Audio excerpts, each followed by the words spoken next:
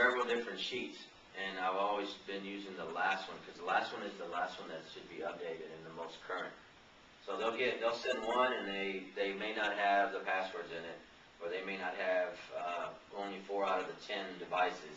The last one should be the last one and the most current, and that's the one that I use. Okay. So when I get those early, I always make sure that I go back and say, is this the last one?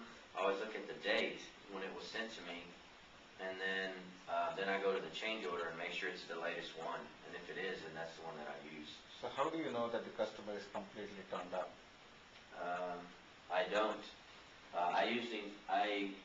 For me, I'm the last one in the process to get that ticket. The last one in the process is the one that updates the information sheet.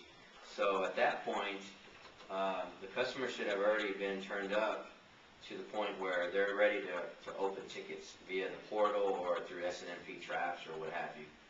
And that's why I always get it last. Sometimes I think that it might be a good idea to be either the first one or somewhere in the middle, because sometimes we actually do get phone calls for customers that have been turned up, and we don't have any information.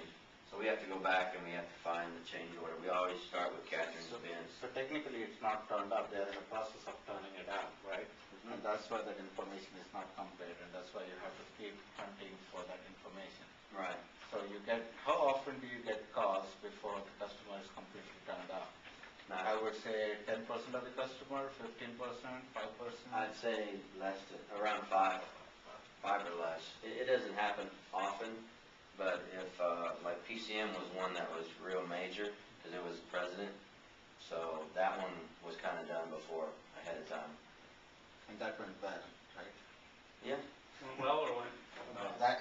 Everybody was on top of things. The PS team did the configuration pieces, how it needs to be done. All the turn-up was done pretty fast. Yeah. So what about, you see a lot of activities around you, about Mike and Matt doing the turn-up and Teddy and Hal doing the turn-up. What do you, just from what you see, why is it taking so long to turn the customers off? Well, the main thing that I hear is that we don't always get the information up front from the customer. It's taken a lot of time to get it from them. So they'll only give us information kind of just to start out with, you know.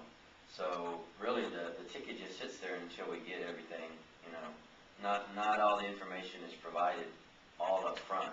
It seems like it's given in chunks, little bits and pieces. So that, I think, is